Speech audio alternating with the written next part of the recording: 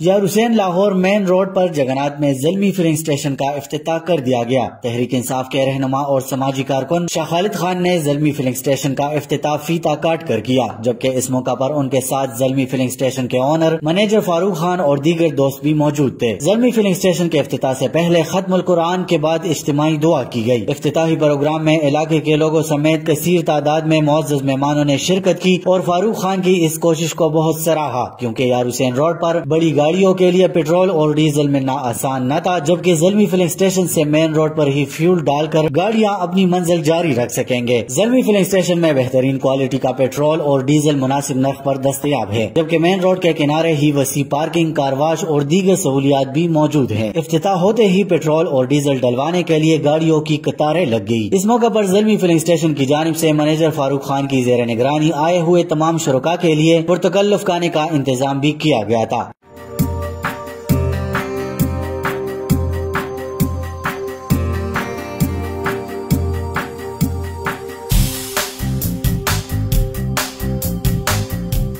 Zalmi filling station مین یار حسین road Jagannath, رابطہ number 0346 62 17 810 0343 27 62 390۔